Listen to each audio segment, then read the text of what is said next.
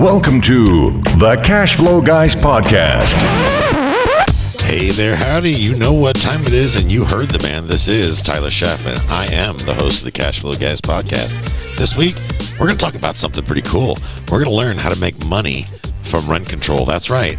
You know, as the real estate guys, one of my favorite set of podcasters, real estate guys always talk about there's clues in the news, right?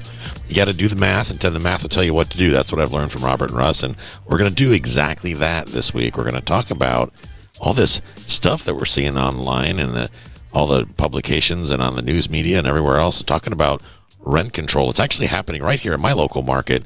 They're starting to go down that path in St. Petersburg, Florida.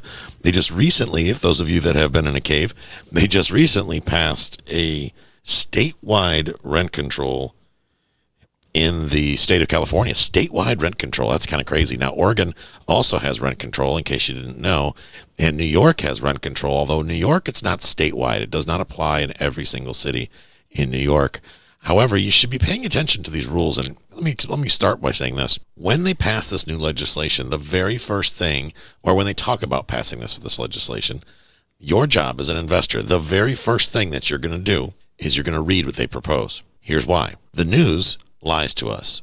They sensationalize everything in the headlines, you see, because when we read the headlines only, we get excited, we start acting crazy, and then, you know, the rest is history, right? Anybody's got a Facebook profile knows that. First, let's read this, and that's exactly what I did. So I went through the bill and then the actual one that they've published on the State of California website. I've gone through the memorandum that the city council meeting in the city of St. Petersburg to go through what's going on there so I can get a better understanding. And what I've learned, first of all, right out of the gate, is that it's not as bad as the media made it sound. Now, that said, I want to start right out in the very beginning of this episode before you guys get all excited and say this. I do not endorse rent control in any way, shape, or form, okay? Let me be clear on that. I'm going to say it again. I do not endorse rent control in any way, shape, or form. I am, by all means, a greedy capitalist pig. I want to make money. That's why I'm here. Why do I like to make money? Well, because I like to spend money. And rent control sometimes can work against us, but let's talk about how to make money on it. First of all, I'm a believer in making lemonade from lemons, okay? I'm not going to let what I see in the media, at least I want to try not to, because like you, I'm human, right? My knee-jerk reaction was whiskey, tango, foxtrot. What is going on here? What do they do in the whole state? That's kind of crazy. Anyway, let's look at what does that do for us. First of all, if you are not in the state of California, you are not in one of the cities in New York that's affected, or you're not in Oregon, calm the hell down. Let's not panic and throw the baby out with the bathwater, okay? Let's look at the big picture here. First of all, it takes, do we all agree, I don't care what side of the aisle you sit on, or if you're somewhere down the middle, we can all agree that it takes politicians a long time to accomplish anything in today's society. That is no reflection on who's president or who's in the House or the Senate or any of that. None of that matters. What matters is the government cannot do anything quickly. They've been talking about this statewide rent control for a long time. And a lot of folks weren't paying attention because we're not really focused on what's going on around us. Instead, like me, you're probably glued to your Facebook wall, which I'm to the point where I'm really starting to loathe Facebook altogether. I'm back to reading books. I'm less time on Facebook, more time with my nose in a book because there's always more stuff I can learn, right? So let's dive into this statewide rent control thing here in California. It says, and I read the statute, it says, or the bill or whatever they're talking about, it says you cannot raise the rent on apartments more than 5% plus the rate of inflation per year with an annual cap of 10%. Well, at first time, I'm a guy that owns a lot of apartments, right? So I look at that and go, ooh, that hurts. So here's the next question. Well, number one, why doesn't this apply to single family homes? That's interesting. I find that very interesting. Why does this cap, this statewide rent control, why are single family homes exempt? I could not find anywhere in there where it said statewide that single family homes are impacted by this. So if you're in California and you have a single family home, unless they make some changes to this law before it actually becomes official in January, calm down, relax. Because apparently they're not doing this against you probably because, people cast votes, not corporations, right? So the intent here, again, I do not support this, but the intent, it sounds like with this representative that did this and proposed this bill was to end housing and cap, to punish the big corporations. Essentially is how I see it. That's just me though. That said, ask yourself this question, all of you listening to the show. I don't care if you own a property in Missoula, Montana, Buffalo, New York, or LA. I challenge any of you to look me straight in the face with a straight face, look me in the eye and tell me that you have consistently raised your rents every year to any degree, let alone 5% with a cap of 10%. Not a one of you listening to this episode, I guarantee you, not one of you have raised your rents consistently every single year on every property you own at least 5% per year. None of you. So if you haven't done that all yet, why are you complaining about this rent control law? It doesn't apply to you because you're a lazy landlord, because you're afraid to raise your rents anyway. Why are you afraid to raise your rents? Well, because you think that the tenants will leave you, or you won't find tenants when you do have a vacancy, or whatever your reasoning is. You don't raise your rents now. I know you don't. Why do I know that? Well, because my team puts in a lot of offers on a lot of property on a regular basis. And one thing I always hear from every seller or every real estate agent is, when I say why are these units, these beautiful 2 bedrooms, renting for $500 a month? And I always get the same answer. Well, we wouldn't want to upset the tenants, or we were afraid of losing the tenants, or we had a hard time filling it up 5 years ago, so we put tenants in at $500 a month, and we understand that we'll now rent for $950 as written in our pro forma. However, you're going to have to do that. So here's the deal. Let's dive a little deeper in this first before I go on too far. It also says that you can't do evictions without cause. Well, don't get excited about that now, because here's the skinny, folks. You can't evict now without cause anyway, because there's laws in place that say you have to have a reason to. You just can't knock on someone's door and say get out. That's not how it works. I don't know any state in the country that has laws that make it that easy to evict. You got to have a good reason. You just can't throw people out in the street. Nobody's ever allowed. They haven't ever allowed that, at least as long as I've been alive, in 48 years. So really what they're doing is restating what's already there. Now, yes, they did a better job this time of defining what's cause. And if you read the California statute, it actually breaks down the myriad of reasons, all of which are legit, right? Like, guy doesn't pay his rent. You get to put him on the street. That's how it works. So they haven't, in my opinion anyway, stripped a whole bunch of rights away from you, although the media would probably want you to believe otherwise. So you get all of Twitter and start freaking out, and then you blow up your Facebook feed and you call each other racists and bigots and all this other good stuff and blah, blah, blah. So now that we've got that out of the way, let's also talk about the fact that it doesn't impact the little guy. Well, I don't know where I fall. I'm going to go ahead and say that I fall under little guy, because I don't own the 2 million apartments in California. Why? Well, because the prices in California are already too crazy. And the folks over there, there's no way I don't even know how they even get debt on those properties. They're so crazy. Price is subjective. Obviously, it doesn't matter what something is priced at, so to speak. But when you get, a guy that pays $1 million for a fourplex, that guy's going to have a hard time walking away from it for, I don't know, the $200,000 that I'd probably pay him for it, considering it rents for $900 times 4. So the folks in California, they got a whole shitstorm on their plate anyway, as it stands. So before we get excited about the fact that, well, that's just going to destroy California and whatever, think about the flip side of this, okay? Think about how you can profit in this, okay? And we're going to talk about that a little later here in the episode on really how we can do better. But let's look at it from a mathematics standpoint. Russell Gray says you do the math and the math will tell you what to do. So let's do that. Let's go to LA, and we go to a little website called bestplaces.net. That's one of my little favorite ninja tricks, websites where you go to get the information on a specific market. I like to look for upcoming, markets that are stepping up, tertiary markets that are on the rise. I like to be ahead of the curve. I like to get in, do the good stuff, make money, and then if I need to, get out, right? And so let's talk about LA. I went into LA, or I went to bestplaces.net. I typed in Los Angeles, California, and I'm looking for the median rent in Los Angeles, California. Now, I understand that there's Compton and there's Beverly Hills, all within LA, right? So there's a huge range. I'm just looking for a baseline. Those of you that are engineers, I know this is going to make your head explode, but yes, we're just going general, okay? Because we're just going to simply make an example. We're not going to have to break it all down and get down to the address. The median rent, according to bestplaces.net in LA, is $2,000, okay? So at $2,000, it was like 1,900 and some change, almost $2,000. A 10% cap means that you can only raise your rent. If you're charging $2,000 a month rent, $2,000 a month rent, you can only raise your rent $200 a month every year. Well, guys, that's $2,400 a year. So why is that a problem? Because I bet you, if I looked at your books, I guarantee you haven't raised your rent 10% per year. Why?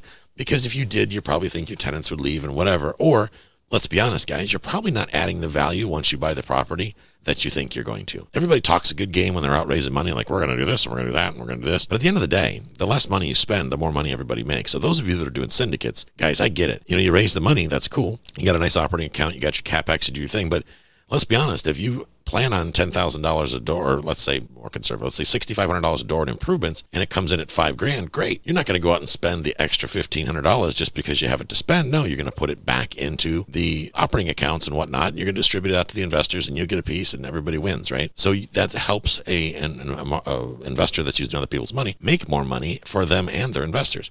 Nothing wrong with that. Totally get it. But here's the thing. None of you are doing this 10% anyway. And when I say 10%, because in one example they were used in the statute, they capped it at 10%. So let's assume that the rate of inflation was at 10%. Let's just say it's not at 10%. Let's say it's at 5%. Let's say let's pretend we live in a socialist utopia where everything is unicorns and rainbows, and there's no such thing as inflation because, everything's free. So let's say that 5% is all you can raise the rent. That's still $100 per month per door. I mean, you get an apartment building and you're able to get a full $100 every single year. I tip my hat to you.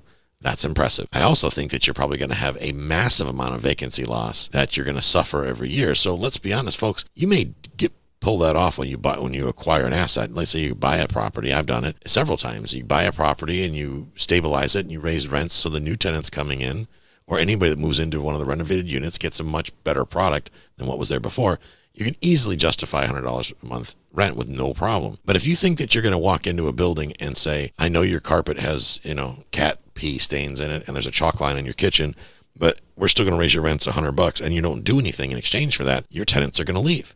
That's just how it goes. So the way to make sure that doesn't happen is we're going to raise your rent $100, which to you is $1,200 for that apartment, and add some value. Maybe you're going to change the living room carpet, or maybe you're going to have the carpets cleaned, or maybe you're going to, send a maintenance guy in to clean up the chalk line from the last guy that got shot at the war zone property that you own. Bottom line is, guys, when we add value to our properties, tenants perceive the value. But let's look and see how this works for negotiation, right? What the state of California just did is they said publicly in the headlines that the populace, the people, the poor, depressed folks in LA and the state of California that are tired of paying inflated rents, they just said on behalf of the residents, on behalf of all the people that pay rent in the state of California, the state for you said, hey guys, we're okay with you raising rent up to 10%, but if you get to 11%, we have a problem with that. So here's what happened. The politicians, that were elected by the people, for the people, represent the people, they just said on behalf of all the tenants of California that it's okay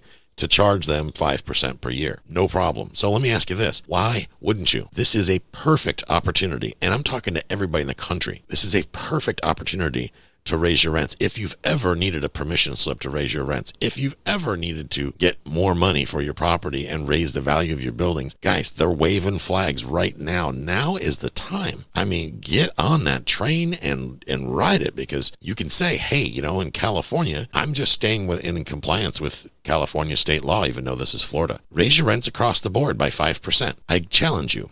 Every lease renewal for the next 12 months, raise your rent 5%. I bet you most of you don't have the courage to do it. I bet you don't. However, you talk to your tenants and say, here's the good news. I'm going to go ahead and adopt that California law. We're not going to raise your rent any more than that 10% they said in California. They're going to say 5%. And you're going to say, well, yeah, but they said 5% plus the cost of inflation. So let's say inflation's 2%, which makes me laugh to even say. It's really closer to 7%, but that's a whole other story. That's why they put a cap at 10%, because nobody really knows that you can never get an accurate number, an inflation number in the first place. So I'm just going to go ahead with a 10% cap. We're just going to raise the rents 10% every year. So here's the thing. If you got a property that rents for $2,000 a month, but let's talk about everybody else that's not in California. Let's say your average landlord probably is getting between $900, or at least should be getting between $900 and $1,000 in a lot of your markets, right? Unless you're in a big city or whatever. But I would say that's probably a median across the country. And I know that that's higher in some places and lower than the others, and I get all that. But let's say that the average person can handle paying $1,000, and you raise their rent by 10%. So you're raising the rent to $1,100. What that means is you're going to get $1,200 a year extra income for that year, and then next year you're going to raise another 10%, which would be another 100. So you're going to get $2,400. You see how this grows? Think about how well you can preserve your building if you can invest, I don't know, let's say 1,000 of that 1,200 back into your building every year per door. That gets huge. Now, most investors would say, I'm not going to do that because, why would I? I get it. I totally get it. Like, I could put a new roof on every 5 years, even though I don't need one. That doesn't make good sense. But my point is this. They're making it okay for you to raise the rents across the board because you're not doing it now anyway. Let's be honest. Let's just call it like we see it. You're not doing it now, but now you have a good reason to do it. So get out there with that pen and start drafting those renewal leases. Because when the lease is up, now I know in most states, in all states probably, you cannot raise the rent mid-lease term. You usually have to honor whatever lease you have in place with the tenant. Fine, great, I get it. But when you go to do renewals, hey guys, take this and do it. I challenge you. I bet you won't do it, but I challenge you to do this to get yourself more money. And then you can add more value, which means you're going to have happier tenants and your buildings are going to be worth more money. That's just how it rolls, guys. That's how it goes. So the state of California, give them a pat on the back because they just helped you negotiate great rent increases. If you choose to have the courage to take advantage of it, will you do it or won't you? I know most are going, but I can't get tenants now. Why is that? Well, the reason for that is your units probably suck. If they're dirty or they smell like wet cat or something like that, you're going to have a hard time getting rents. So how do you solve that problem? It's kind of like the same advice I tell someone that's got crappy credit. If you've got crappy credit, you can't get a mortgage. Well, gee, how about you start paying your bills and sort out your credit? Oh, what a concept. That's interesting. So to you slumlords out there that have apartments that you yourself wouldn't live in, how about you send somebody in there that's got a clue? You spend a little bit of money and you tighten those places up. How about you have somebody that doesn't paint with their fist and paints with a brush instead, go in and do a nice job. And if you got cracked and broken tiles and broken windows and windows that don't open and all this other stupid stuff, if you've got appliances that look like crap, if you've got sinks that are nasty and they got fungus on them and everything else, and old crappy toilets from the 1970s, and you've got, I don't know, pea-colored or avocado-colored toilets in your units, maybe it's time to invest a little capital back into your properties. And if you do that, remember, I'm not saying I don't advocate rent control. Totally on the other side of the fence on this. What I'm saying is use this as an opportunity to add value to your buildings. In the end, it's going to pay off with a higher resale value when you do decide to sell it, and you're going to be able to justify that more rent.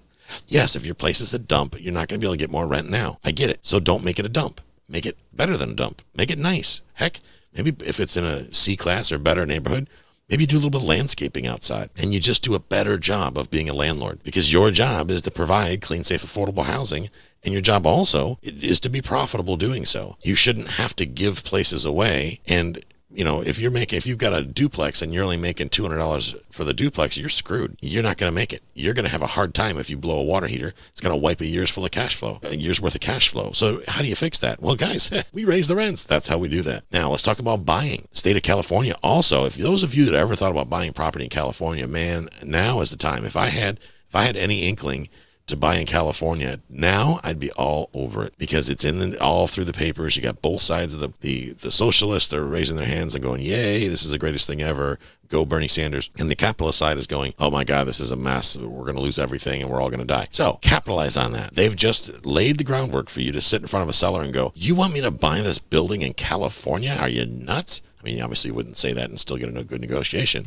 But seriously, you could look at them and go, dude, they just passed statewide rent control. And we both know once that we go down that slippery slope, it never ends. So I would use that now. If you overpay for a building, if you're one of those knuckleheads that's paying $1 million for a fourplex in California, I've seen these deals happen. I know they happen. You're an idiot. I'm sorry, but you're just dumb. Now's the time to say, hey, Jimmy, this thing only rents for $1,000 a month. I don't care where it is. You're not going to get $1 million for something that rents for $1,000 a month times 4 units. That's not how it works. This is where you can say to Jimmy, look, man, the best thing I could do for you is take this off your hands. Reach out to the lender, do a short sale, something. You got to dump this thing. Put scarcity into their mind. Use those headlines to be a capitalist pig. Capitalize on this opportunity. Because all these folks that bought this overpriced real estate, these apartments in California that were buying for appreciation, well, I got news for them. They're screwed. You know what? They're going to have a big fat wah-wah. That's what you're going to see from them, because they're going to lose their shorts. Well, if you are out there looking to acquire property in California for some reason, and you haven't yet sobered up, maybe you would go out there and use this as a tool to negotiate great deals. Guys, also, if you're in other markets, start a little bit of hysteria there in your local market. Look, they just passed rent control in California. I'm not even sure I want to buy rental property, Mr. Landlord, because I'm not sure some knucklehead in Minneapolis is going to do the same thing, which they just did, by the way, or St. Petersburg or Buffalo or wherever you may be. Put a little scarcity into the conversation. You talk about there's a seller's market. Well, guys, look at it now. The government, the socialists, Democrats, or whoever are coming up with all these laws against capitalism. While you can use this as armor or as a sword in your negotiation. Not that the negotiations are battles, but you could say, start the conversation. You want to talk about devaluing a property to negotiate? I don't care if it's a single family house, whatever it is. If it's going to be a rental, have that conversation with the seller. Geez, John, what do you think about their statewide rent controls in California? And now here in Florida, they're doing it in St. Pete. They're starting to cap stuff and forcing people to take vouchers and all that. What do you think about that? And let them rant and rave. That's probably why they're selling it in the first place. So get them all chapped up about it. And then tell them, geez, what are you going to do to escape this? What happens if this property doesn't sell? How are we going to work through that problem? I'm legitimately scared for you. I'm terrified. I can't imagine what position you must be like right now. I'm actually shocked that I'm even here having this conversation, that I'm considering taking this problem off your hands. Let that sink in a little bit. So here's the deal, folks. If you're in California and you own rental units right now that are affected by this new law, I've got a solution for you. Raise the rent now. This thing doesn't go into effect until January. You have time, if your leases are coming up for expiration, and between now and January, raise the rent. I don't care if it's on one unit or not. Raise the rent. Even if a tenant has to move out because of it, and you have to replace him with another tenant, and maybe you have to do some rehab in the process, raise the rent. Just raise the rent. And then if you then promise yourself that you're going to raise the rent every year at least 5% no matter what, because that's just being a good citizen of California. Because you got to follow the law, and the law just told you that you need to raise the rent at least 5% per year. That's how I read that. Peter Fortunato, one of the folks I've learned a lot from, and Larry Harbaugh, they both say, we only follow the laws that we feel apply to us. So I'm not saying break the law, but what I am saying is change it to your benefit. This 5 or 10% increase, depending on how you read that, say, hey, the state of California just told me I have to raise my rents by 5%. And the tenants were like, that's not what they're saying. I'm like, well, of course that's what they're saying. Well, I would be an idiot if I didn't do it, right? I mean, after all, I can't fix your leaky faucets or clean your carpets or anything like that if I don't raise the rent. So again, I don't know what to tell you. And if everybody gets on the bandwagon, guys, single family houses included, you're going to turn this pile of lemons into lemonade. Understand this. Squared away, big apartment owners, they don't get bothered by stuff like this because they consistently raise the rents by around 3 to 4 to 5% anyway per year.